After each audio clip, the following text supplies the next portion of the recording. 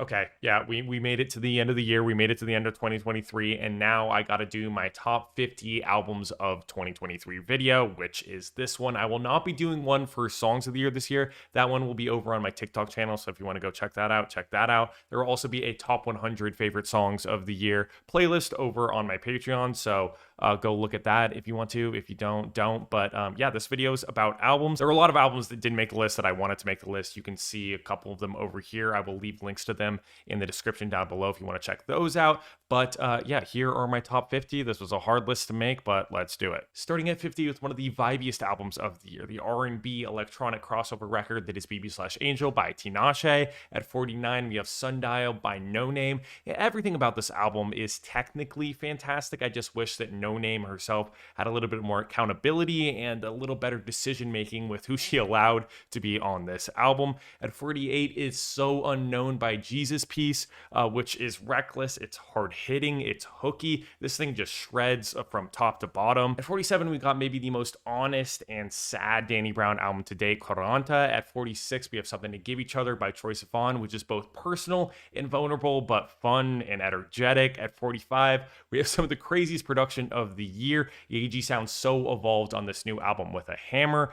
At 44, we have Blami by Suzanne Sunfor, which is a chamber pop album that has some of the best vocals I've ever heard on a singer-songwriter project. 43 is Census Designated by Jane Remover. This is definitely drowsier than her last album, but not in a bad way. It's definitely more traditionally shoegaze, but she absolutely brings her own energy to it. At 42 is the new Earl Sweatshirt, The Alchemist collab project. I like this album a lot better when it's not an NFT. At 41 is Aperture by Hannah Jadagu, which is just a really beautifully written indie pop album. She's one of my favorite new singer-songwriters out there. We're in the top 40 now with Unreal Unearthed by Hosier, which is a very campfirey indie rock album with some of his best songwriting ever on it. At 39 is Wall Socket by Underscores, which is exactly what it sounds like based on the way I'm describing it, which is an indie rock record made by a hyperpop artist, and I love it. At 38 is another very long album title from the band King Gizzard and the Lizard Wizard, which is King Gizzard doing some more metal lenient stuff, which is always the sound that I seem to prefer them in. 37 is Hell Mode by Jeff Rosenstock, which is a very refreshing pop punk album, especially given the current landscape of mainstream pop punk music we've got going on.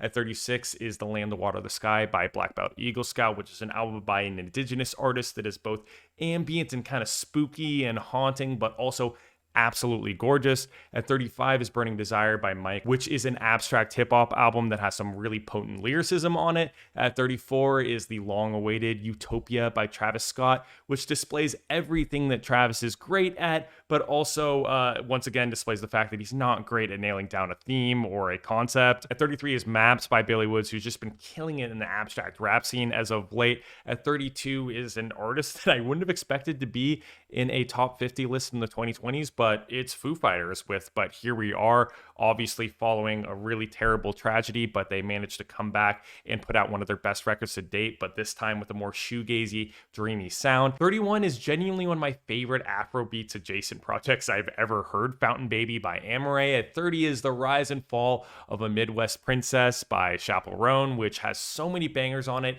and it actually does camp lyricism well. Not a lot of artists do. At 29 is The Record by Boy Genius, which is a band that has three of the greatest songwriters in the world, so of course there's great songwriting on it, but there's also great creative chemistry, which isn't something that you can teach. At 28 is Let's Start Here by Lil Yachty, which is Lil Yachty's unexpected venture into psychedelic rock music, and I think that he brings his own flavor into the genre that I think is really refreshing personally. Coming in at 27 is the band that got my #1 spot last year, Black Country New Road, but this time with a live album, Live at Bush Hall, and to me this album is just proof that the band can live on without their former frontman Isaac. At 26 is Heaven Knows by Pink Panthers, which is an addicting drum and bass pop record just oozing with identity. At 25 is Dog's Body, which is jarring, abrasive, lyrically bizarre, but honestly sonically one of the craziest and most interesting things I heard this year. At 24 is the new George Clanton album, which is a trip-hop inspired record that is so easy for you to lose yourself in. At 23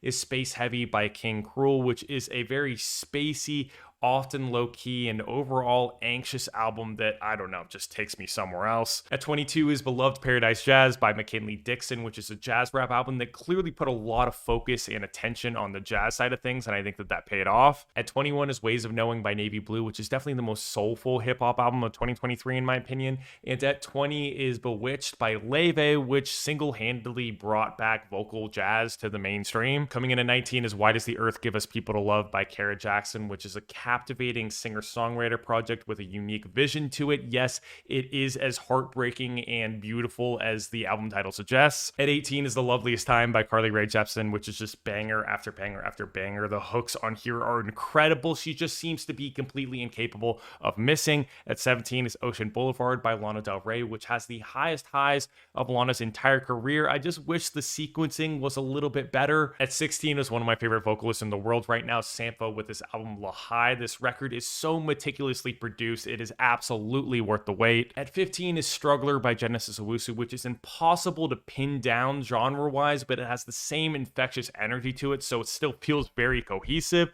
At 14 is 10,000 Gecs by 100 Gecs. I had so much fun with this album this year. It is silly in the perfect way and self-aware, but not in a cringe way. 13 is Zach Bryan's new self-titled record, which stuck out so much in mainstream country this year, probably because nothing else really sounds anywhere close to as authentic and thoughtful as this album did. At 12 is the new One of Tricks Point Never album again, which sounds so musically scattered, but in the most visionary and intentional way possible. At 11 is Oh Monolith by Squid, which is an album that I wish got a lot more love this year. Yeah, it's an experimental rock record, but it's also very easily likable. If I had to suggest one experimental rock album to somebody that's never really dabbled in the genre, this might be the one that I suggest. We are in the top 10 now with Olivia Rodrigo's Guts, and I wasn't the biggest Sour fan in the world, so if you told me when that album came out that her next record would be in my top 10 albums of the year that album came out, I don't know if I would believe you. This is easily the best mainstream pop album of the year, and it's not even close. I love how she leaned into what I've always thought that she's great at, which is the attitude-based, rock-lenient bangers. But also the ballads that are on this album are just way better written than the last time around, excluding Logical. At 9 is Desire I Want to Turn Into You by Caroline Polachek, and there just really aren't other pop albums out there like this. You can hear some of the influences from artists like Imogen Heap,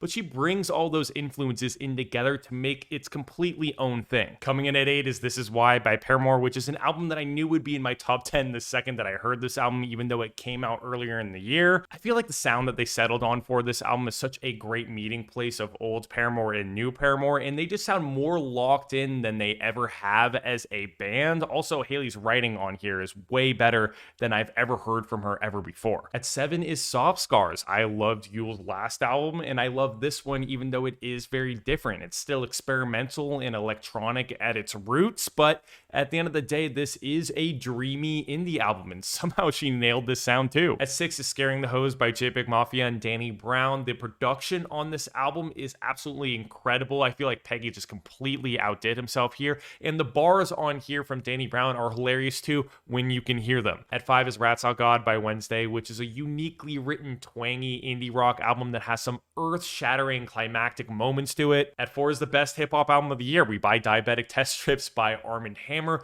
It's introspective, it's eccentric, it's smooth, it's incredibly produced. I just can't say enough good things about this album. We're in the top 3 now with Javelin by Sufjan Stevens, which is a folk record that is extremely personal, it's devastating, it's beautiful, but honestly kind of hopeful at points. Personally, for me, this just kind of solidifies Sufjan Stevens as one of the best singer-songwriters of all time. At 2 is After the Magic by Paranoia, which is an album that isn't in English, so I can't really comment on the lyricism, but it's definitely the most blown away I was sonically listening to a record over this entire year. It's genuinely one of the best shoegaze-based albums I've ever heard. It has this gorgeous washed-out tone, but it's got guitar riffs on it that sound straight out of a Third Eye Blind record. You wouldn't think those two things would work that great together, but they really, really do. And at the number 1 spot, it just had to be this way. It's the new Mitski album, The Land is Inhospitable, and So Are We. This is the best written album of the year, and it's kind of crazy to me that she went from her worst album of her career, in my opinion, to the best album in her career career